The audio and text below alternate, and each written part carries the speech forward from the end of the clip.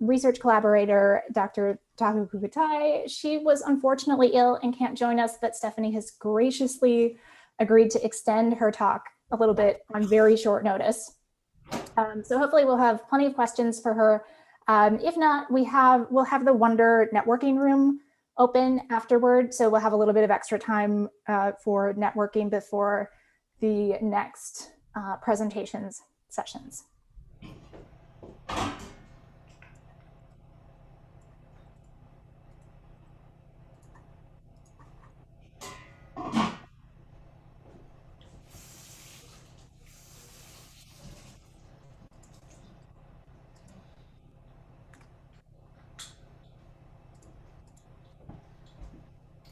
Okay, slides are set to go.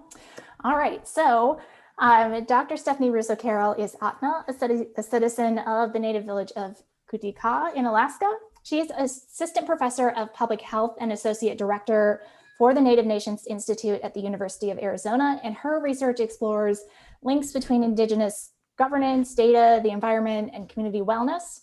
Her interdisciplinary research group, the Collaboratory for Indigenous Data Governance, develops research, policy, and practice innovations for Indigenous data sovereignty. And her research, teaching, and engagement seek to transform institutional governance and ethics for Indigenous control of Indigenous data, particularly within open science, open data, and big data contexts. So with that, Stephanie, I'll let you take it away, and we're all so very excited to hear about this topic.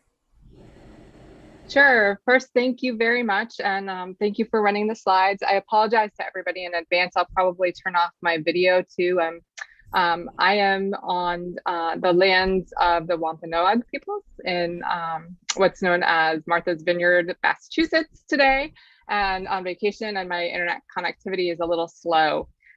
So again, apologies for that, but thank you also for making the accommodation. So Sidak Atnakastan, Sidak Stephanie Carroll, Tishusta, Sandak Nalchina. So I'm Stephanie Carroll again. I'm Atna from the native village of Kutika, that's along the Copper River in Alaska. I usually come to these presentations from the lands of the Tanaf and then Yaqui peoples in Tucson or Tucson, Arizona. And so the work that I'm going to share with you today, I do in part to fulfill my own responsibilities to my community, but also to pay my respects to the ancestors and current and future leaders on whose lands I sit today, so the Wampanoag tribe. And I'll begin with a broad overview by introducing Indigenous data sovereignty and the care principles for Indigenous data governance. And then I'll finish up with some examples. And I really want to acknowledge Dr. Tahu Kukutai and urge you to seek out her work. She has some work on YouTube that you can watch, or she has a number of publications. She's a fantastic writer, and she's really at the forefront of working with Indigenous communities. She was going to speak with us today about work with her own community, working to design their own repositories and reclaim their own data from external data holders. So giving a plug for her there. So as I said, I'll go through Indigenous data sovereignty, and Indigenous data governance, and then give some examples of what some repositories are doing and what the future looks like. So next slide, please. So a quick tour of key points and positioning statements before we get started here. And so first, sovereignty really matters and is central to data relationships. Data itself are our relations. And when we forget that, we forget the responsibilities we hold to the information and the people to which it relates. Data are critical to the exercise of tribal sovereignty, and only Indigenous peoples and nations can exercise Indigenous data sovereignty. Enacting Indigenous data sovereignty includes both data for governance and the governance of data. And tribally driven data work requires relationships with other data actors and experts for both stewardship and expertise. And finally, assertions of Indigenous data sovereignty really spur innovation and design and data and research policy and practice writ large. And so engaging with Indigenous thought and theory and actually design and practice around it, I think is really important when we're engaging in data governance and data stewardship in more mainstream practices as well. Next slide. So who are Indigenous peoples? Notably, I want to say that there's not one official definition of Indigenous peoples. What has evolved is a modern understanding based on cultural continuity, relationships with territories, and distinct social, economic, and political systems.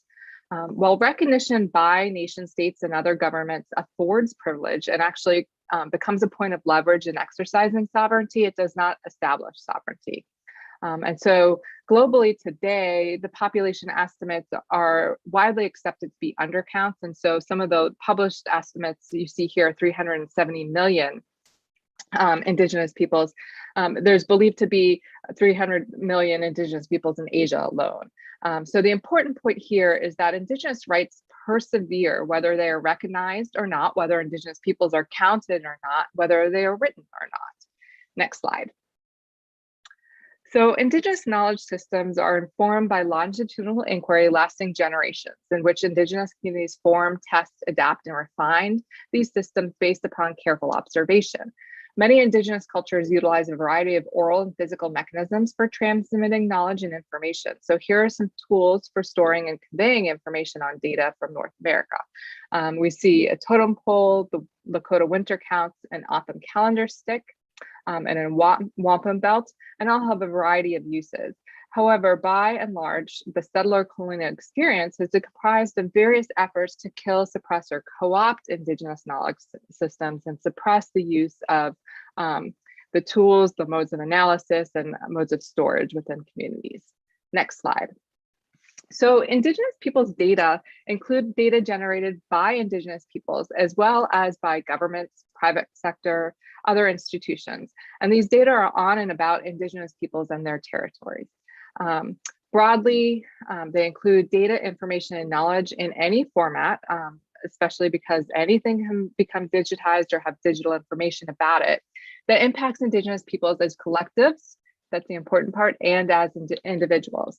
So Indigenous peoples data comprise information and knowledge about the environment and non-humans with which they have relations, information about Indigenous people, such as census, health, specimens, and other related data, and information and knowledge about Indigenous peoples as collectives, including traditional and cultural information, oral histories, ancestral and clan knowledges. Next slide. Indigenous data sovereignty is the right of Indigenous peoples to govern these data, from collection and storage to use and reuse. Finding its foundations in inherent sovereignty, only Indigenous peoples and nations as rights holders can exercise Indigenous data sovereignty. Indigenous data sovereignty is a responsibility, and it's an expression of the ways, traditions, and roles that communities have for care and use of their knowledge. Using a human rights framework, Indigenous data sovereignty leverages tools such as laws, policies, and agreements, including the UN Declaration on the Rights of Indigenous Peoples, nation-state recognition of Indigenous peoples, treaties, and other mechanisms. Indigenous data sovereignty underscores that knowledge belongs to the collective and is fundamental to who we are as Indigenous peoples. Ultimately, Indigenous data sovereignty works to relocate authority over data back to Indigenous peoples. So while Indigenous peoples, whether federally, state, or unrecognized, are the rights holders with respect to their data, there are many other data actors. What are the responsibilities of these other stakeholders when stewarding and governing Indigenous data?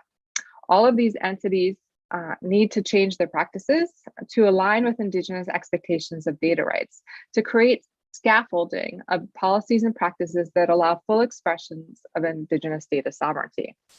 And I'll speak more about that throughout this. So next slide. So data are critical to the exercise of tribal sovereignty. Indigenous peoples require data for governance and self-determined decision-making. And at the same time, Indigenous nations, like many other governments and institutions, create and enact data policies and practices that align with their values and knowledge systems. So these activities of Indigenous data governance are really a means of implementing greater Indigenous data sovereignty. What we see now is that as Indigenous nations rebuild their governance systems, they're also reclaiming their data systems. Next slide. Indigenous nations have various levels of control or possession of their data, with high levels of control over their tribal enrollment data and very little control over social and corporate data, for example. Thus, data work for Indigenous nations as rights holders requires enhancing relationships with other data stakeholders and experts, and also being able to determine where limited resources will be expended basically to have those relationships. So what data are important, which data are sensitive, which data need and require action first. Next slide. So communities of practice and advocacy exist through Indigenous data sovereignty focused networks in Aotearoa, New Zealand, Australia, Canada, and the United States, as well as through activities in many other areas across the globe. And so in 2017, the nation-state-based networks and independent leaders and scholars joined together to have global impact for research data through the Research Data Alliance International Indigenous Data Sovereignty Interest Group. And then in 2019 for international policy impact through the Global Indigenous Data Alliance. Next slide. So in response to increased generation and use of data in open data, big data, open science, and research environments, and the limited opportunities for Indigenous control, the GIDA, the Global Indigenous Data Alliance, released the CARE Principles for Indigenous Data Governance in 2019. These principles set forth critical considerations for non-tribal data creators, stewards, and users, and are designed to guide the inclusion of Indigenous peoples in data governance and increase their access to data. The CARE principles shift the focus of data governance from consultation to values-based relationships and have been widely recognized as enriching the discussion for, around collective rights to data for other populations as well. Next slide. So the CARE principles provide foundational guidance for researchers and others working with, storing, using Indigenous data, and are comprised of 4 key principles with 3 sub-principles for each one. Collective benefit details that data ecosystems shall be designed and function in ways that enable Indigenous peoples as collectives to benefit from data. Authority to control really emphasizes the need for researchers or repositories or anybody interacting with data to uphold Indigenous peoples' rights to and support their interest in data. Responsibility details and reminds us that those of us working with Indigenous data must center Indigenous people self-determination and collective benefit in these data relationships. And finally, ethics focuses on using Indigenous people's ethics to guide decisions on harm, benefits, justice, and future use. So these high-level CARE principles really are focused on directing those interacting with Indigenous data towards regional, for example, in Canada, the First Nations principles of OCAP, or tribal-specific data governance. Next slide, please. The CARE principles bring a people and purpose orientation to data governance, and they were designed to do that during the creation process, which and designed to complement the data-centric nature of the popular FAIR principles, which are findable, accessible, interoperable, and reusable. So the FAIR principles really seek to increase data sharing or making data shareable. And thus it's really important that the implementation, that they are implemented with CARE together and be seen as necessary to allow Indigenous peoples to govern, access, and use their data and to share on their own terms. Next slide. And some of those reasons are because currently the vast majority of Indigenous data, ranging from ethnographic material to biological materials to health data, and so on, are neither FAIR nor CARE. So Indigenous collections and data can be hard to find. They can be buried in larger collections, corporate data sets, university repositories, researcher possessions. These data are often mislabeled. They do not indicate the Indigenous peoples who are related to those data, and they're not searchable. Indigenous peoples largely are not the legal rights holders, and thus these collections and data are not fair and do not perpetuate Indigenous governance through provenance, protocols for sharing and use, or permissions. Next slide. So we're concerned about implementing FAIR and CARE on already existing data, as well as instituting policies and practices to ensure that the plethora of new data created every day adhere to both. Indigenous data governance can be put in place through laws such as tribal law, through policies at universities, federal agencies, other organizations, through ethics that encompass standards, training, and tools to embed ethical practices in data systems, and infrastructure, such as setting Indigenous data standards. But more tools are needed, as well as criteria to assess and evaluate how these other institutions are enacting the CARE principles. Next slide, please. So current mechanisms that can address multiple principles include tribal data governance tools such as tribal codes, or ordinances, tribal guidelines, tribal research review processes, and tribal data sharing agreements. Tools employed by other institutions, such as repository policies that require proof of permission from the Indigenous community to deposit data in the repository, and infrastructure tools such as data standards, metadata labels, and collection notices. Next slide. So since the release of the CARE principles, Gita and collaborators have translated the CARE principles into Spanish, Vietnamese, and are currently translating them into Indigenous languages as storyboards, which is important when there's no written languages. And that's happening in Mexico and Southeast Asia specifically. And we've also shared, lectured, and educated policymakers, scientists, researchers, and others about the CARE principles. And one of the examples has been through a collaboration with ORCID. We've done a number of webinars in North America, but also in Australia, New Zealand, and South America to begin to move this work more broadly. We've also worked to update and inform other governments and institutional policies and practices. And so this is really a necessary step toward ethical inclusion of Indigenous knowledge in external data systems. So in 2020, the CARE principles and FAIR principles were applied together in several policies and guidelines. For instance, and among others, the Australian Institute for Aboriginal and Torres Strait Islander Studies, or IATSIS, Code of Ethics for research with Aboriginal and Torres Strait Islanders in Australia, and I'll share more in a minute. The draft UNESCO recommendation on open science, as well as through recommendations on the Research Data Alliance for data sharing respecting Indigenous data sovereignty during COVID-19. So to implement FAIR and CARE, we really need ways to recognize Indigenous data so that appropriate governance can be put into place, such as setting standards for inclusion of provenance for Indigenous data and including Indigenous permission or provenance and protocols in metadata to allow for relations and control across the data lifecycle. Next slide, please. So the goal really is to create law, policy, ethics, and infrastructure that support Indigenous rights to Indigenous data throughout the data lifecycle and across the data ecosystem or data ecosystem. And so we need to strengthen such rights by making changes, even minimal at first, across data actors, such as at research institutions, repositories, publishers, funders, and more. And these changes, when they occur across these different places, require actions by not only institutions, but individuals as well. And I'll speak to that moving forward.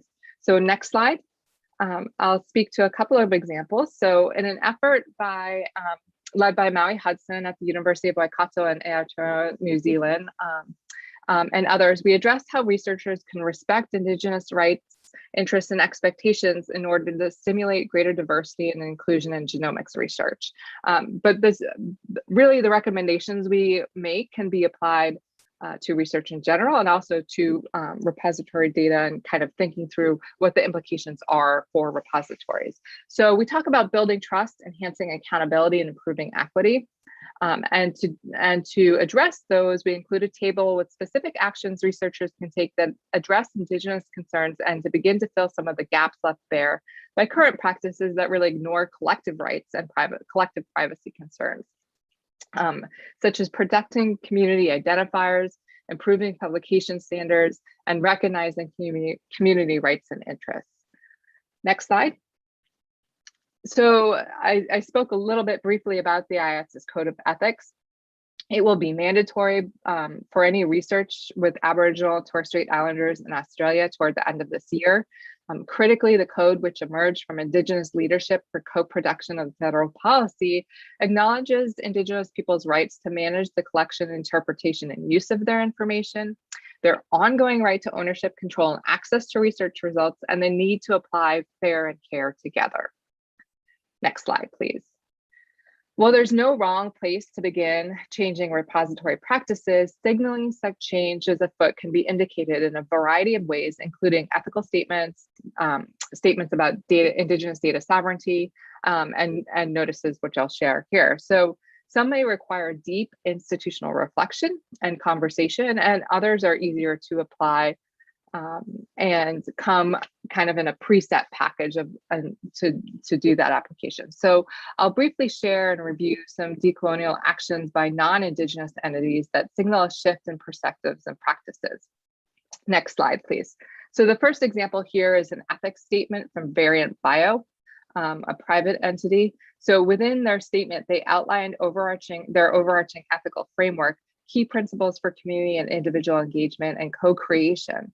And they set out specific guidelines for working with biobanks and the process for which they ensure that these studies meet ethical standards, and they're especially those set out by their ethical advisory board. And so they've really worked hard to think through how to, with Indigenous communities based on Indigenous rights, but also in other communities, to address community rights and interests and collective rights and interests for biobanking, and to think through also how to set forth benefit sharing as they move forward with their activities.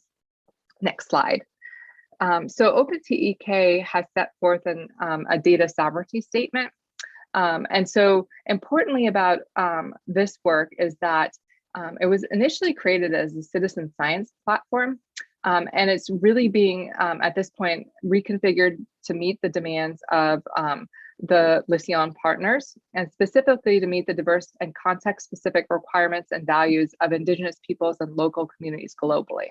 So they're in the process of creating an advisory group, which will be able to steer their direction and guide their decision-making regarding data, information, and knowledge, broadly speaking. But they've already set forth their values in this statement. And so they acknowledge that they're looking at the CARE principles, OCAP, and then some other charters and activities to guide what they're doing.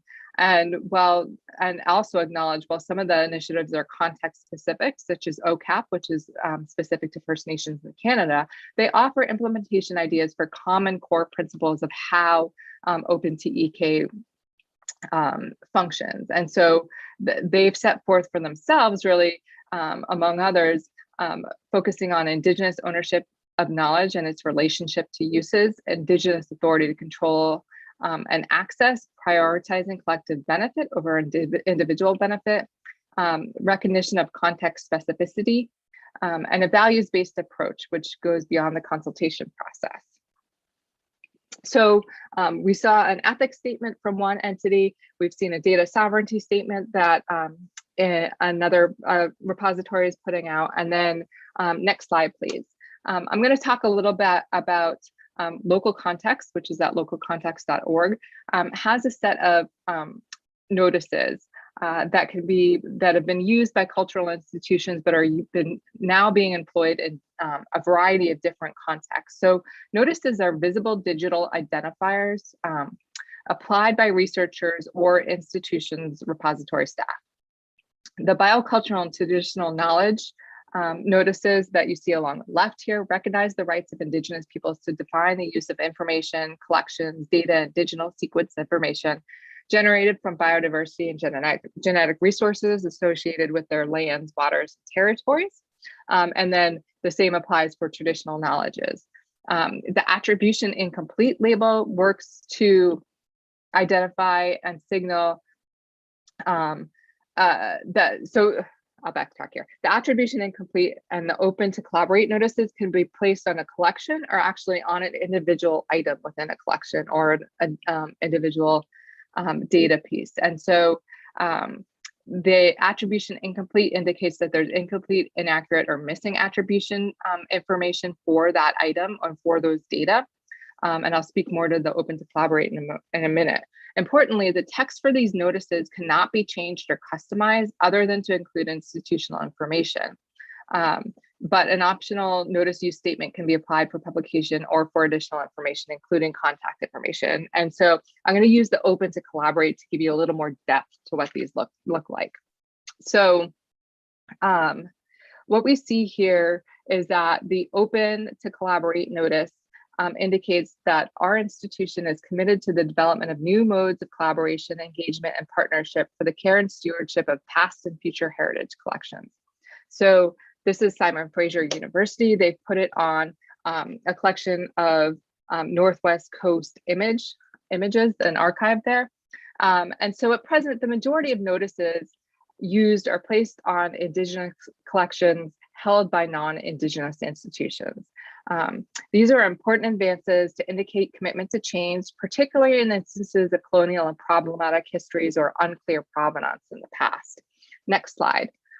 We're just really beginning to see the use of notices within mixed data collections, such as the application here of the Open to Collaborate notice in Geom, a metadata database for geological and genetic sequences. Next slide. So if you clicked on that, it would tell you that Geom is committed to the development of new modes of collaboration, engagement, and partnership for the care and stewardship of tangible and intangible biocultural materials.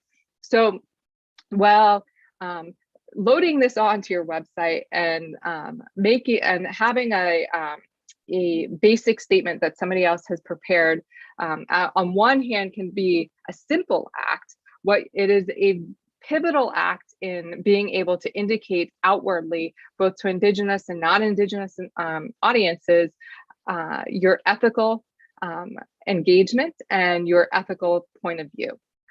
Next slide. So here we see a very new, just released application across different spaces at the University of Tasmania, including the university's open access repository.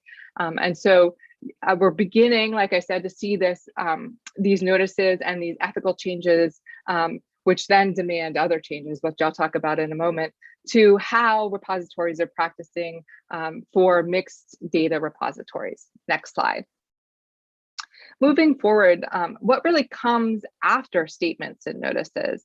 There's still really a need to define Indigenous data within repositories and set data standards, enrich metadata, potentially through the use of TK and BC labels, which I'll talk about, to create policy and guidelines and develop intellectual and cultural property policies.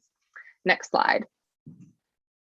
One of the things that we're beginning to grapple with when we hear and we talk to repositories and others who are working within Indigenous data talk about is that while I broadly defined Indigenous data, specific definitions might be warranted for different situations. And so, you know, there's going to be a different definition for a special collection at a university library than there might be, for instance, for a genetics repository.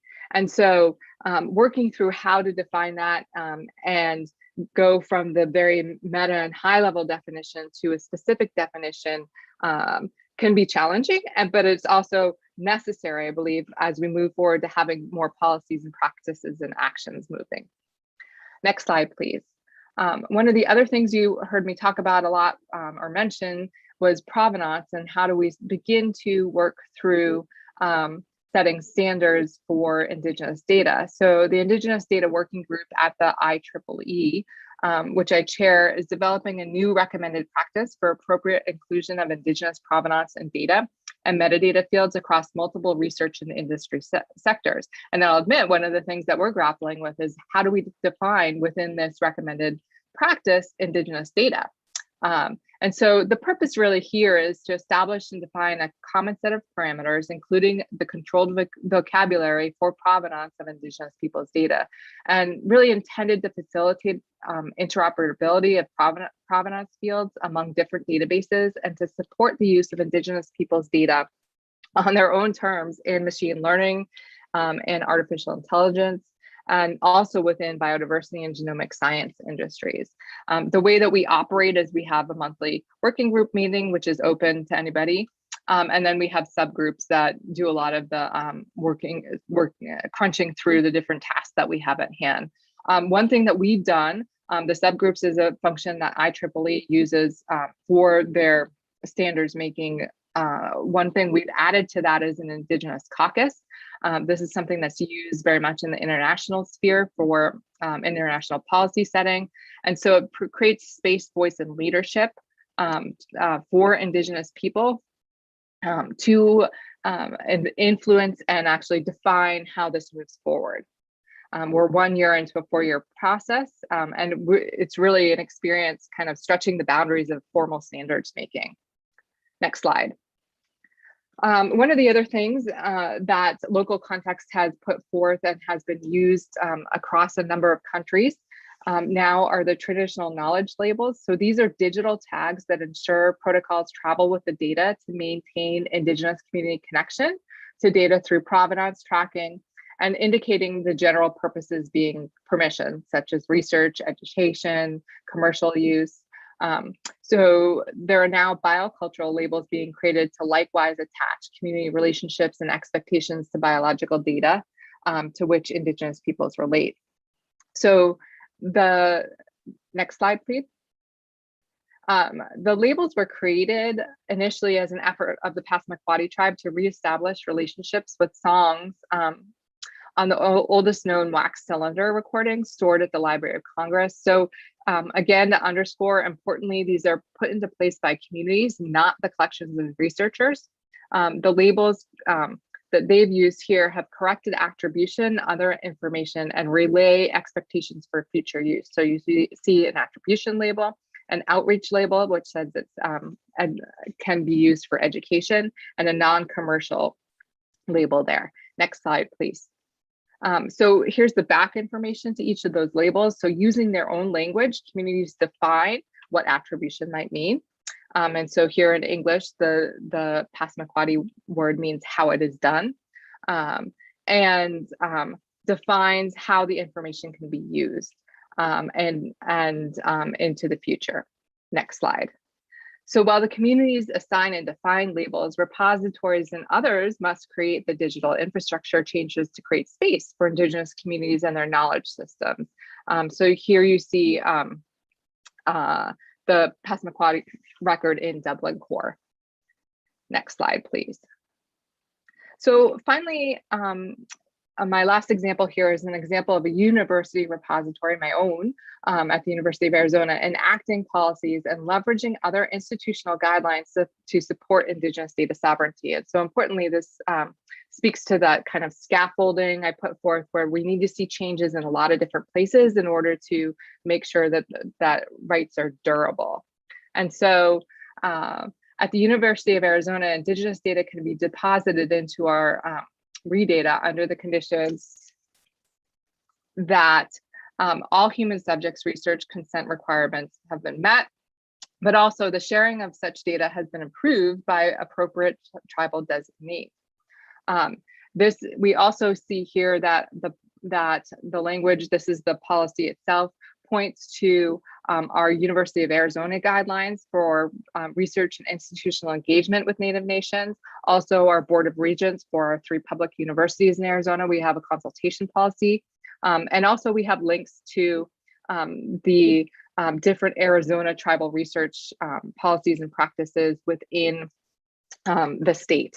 And so I use this example to show you how there's no wrong place to start to make change, but we need to have these changes take place in a lot of different areas.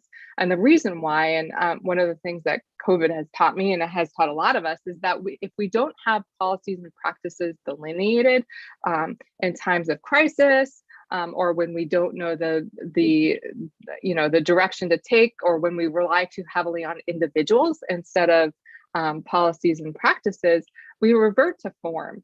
And so we revert to doing things in ways that the system just makes easy to do. And oftentimes our systems were not originally created to recognize Indigenous rights or to protect those rights and actually engage with an Indigenous leadership to create new methods and new ways of protecting our data.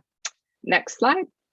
And so I'll close here with some high-level points for operationalizing Indigenous data governance. So first, a real need to leverage international norms such as CARE and FAIR and the UN Declaration on the Rights of Indigenous Peoples.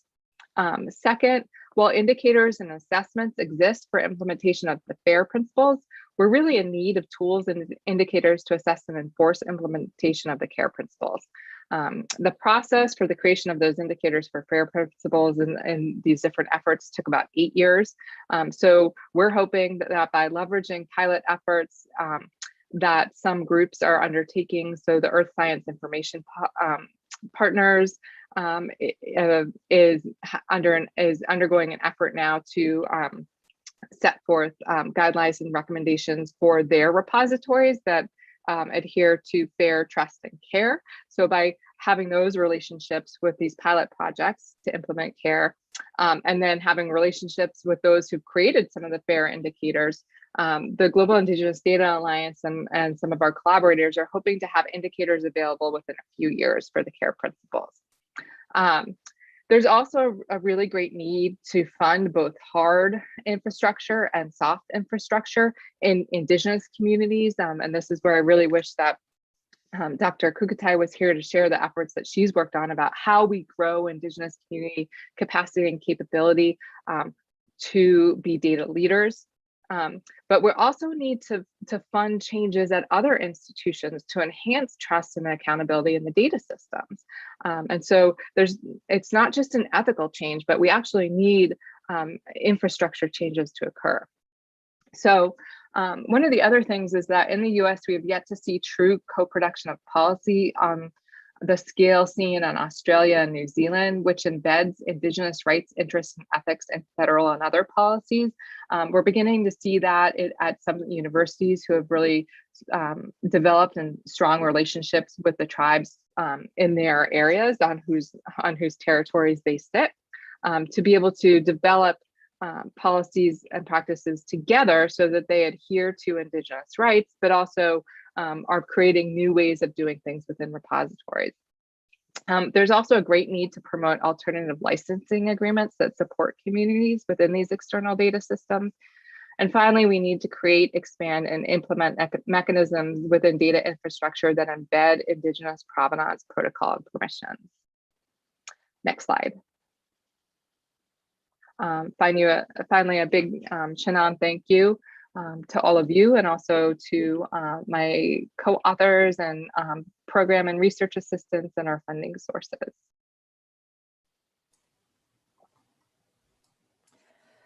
All right, thank you so much. That was wonderful. So we'll open it now to questions, and I'd ask that you please type your questions into the Q&A section.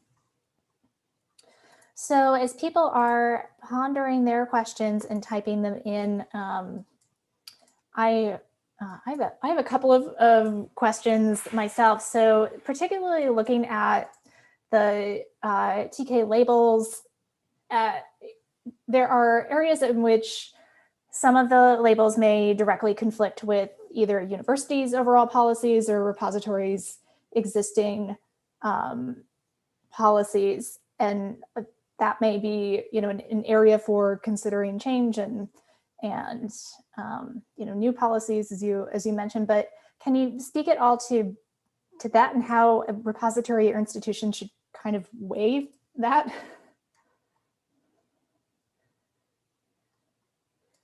Oh, I'm sorry. Let me unmute. So it can be a difficult experience. So I come from the perspective that those areas of conflict are oftentimes the space for real innovation and change.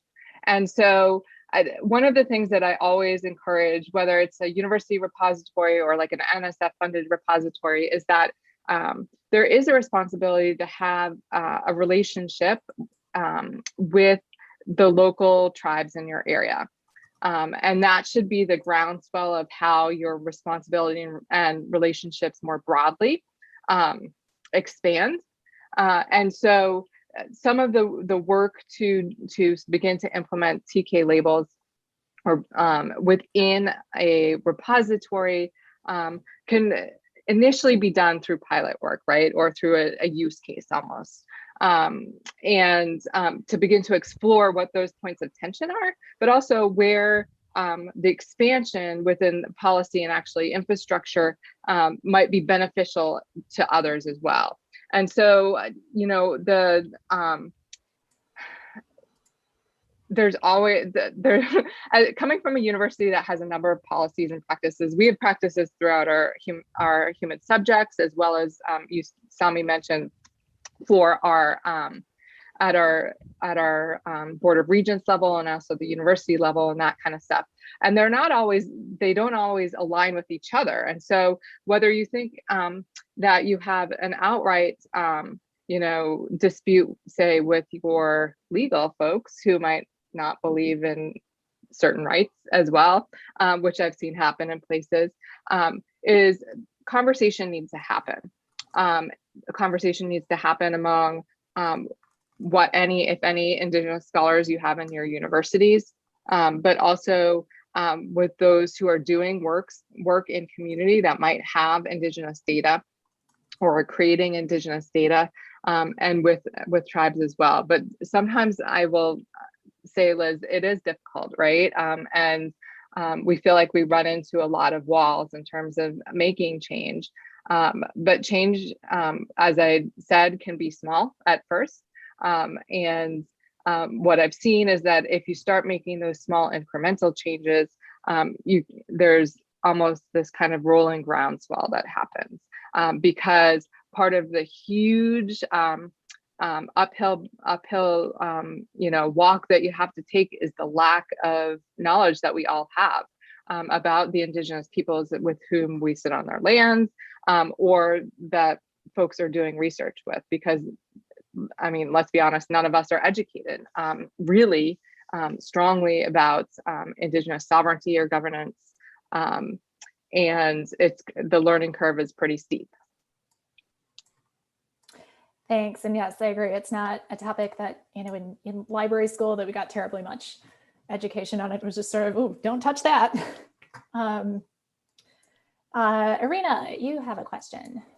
Thanks a lot, Stephanie. It was very powerful and very useful. And thanks a lot for all your work in this area. It's really great that care principles are part of provisionally adopted UNESCO Open Science recommendations together with FAIR. And I was wondering, what's your advice for repositories and data infrastructures in the countries where there are no large Indigenous peoples communities? For example, if we speak about Europe, but there are local traditional knowledge holders. And I think those templates that you shared could really work well for those kind of data and knowledge. And I was also wondering whether you've heard any discussions about that in the context of European Open Science Cloud, because I know that there are some citizen science projects and data infrastructures in Europe who started looking into that, but it hasn't been a topic widely discussed. And I think that's wrong. And I think changes that could be made are not so practical, and templates are already available. So what would you say? Shall we? Okay, please go ahead. Oh, go ahead. No, what advice would you give to European repositories, for example? Yeah, so I think it's really important to acknowledge that a lot of repositories, no matter where they're located, hold Indigenous data, and can hold Indigenous data from the other side of the world. And so right now I'm on the East Coast of the US, and I know that there are a number of repositories here that have data that are from Maori in New Zealand, or biological specimens, or collections, right? And so geography doesn't negate having Indigenous collections or unknown data within your systems. And so working through those responsibilities is really important, and it's challenging, right? Because when you don't have those local relationships to begin to ground it, you don't have as firm a footing. But you did bring up a really important point, which is one of the things was, as we began starting to talk about Indigenous data sovereignty maybe 6 years ago or so, when that term was coined by Dr. Kukatai and others in the first official publication around it, is that there was, recognition that this might apply to other marginalized populations, the collective rights and interests aspect of it. And then as it kind of, that kind of grew and grew. And when we released the CARE principles in late 2019, almost immediately there was interest from Europe because there was recognition around how the principles themselves and the ideas really relate to not only other local communities, but also other collectives. So I've had people talk to me about like consumers as one. And so initially we kind of pushed back and said, we're not ready to have those conversations yet, because what you're looking at is something that came from Indigenous perspectives and innovation, right? And if we want to let this grow and become something that's even more powerful, we need to continue to keep that space and hold that space for Indigenous design to happen. But I do think as we move forward and we begin to enter into more and more conversations, especially around what you began with, which is how do you manage, for instance, repositories in Europe who might not think they have Indigenous data, but who surely hold Indigenous data in some count, how do we begin to have these meaningful conversations around how CARE applies and is grounded in Indigenous rights, but how it expands how we look at and conceive of collective rights more broadly within our data systems. Thank you so much. All right. Any others for the Q&A?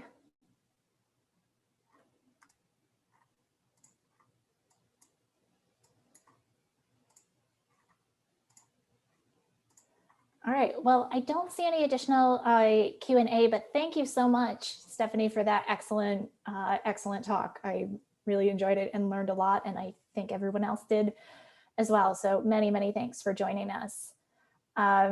For all of the attendees, we do have the Wonder networking room open for a bit between sessions. If you'd like to hop over there, you can find the login information in Sched. And yeah, otherwise we'll have presentations session number 7 and 8 in this room. And we have another Zoom room with our parallel sessions. There is a panel, and there's the panel Broken for All, the case for persistent identifiers and digital cultural heritage resources going on, as well as the developer track session number 2 following.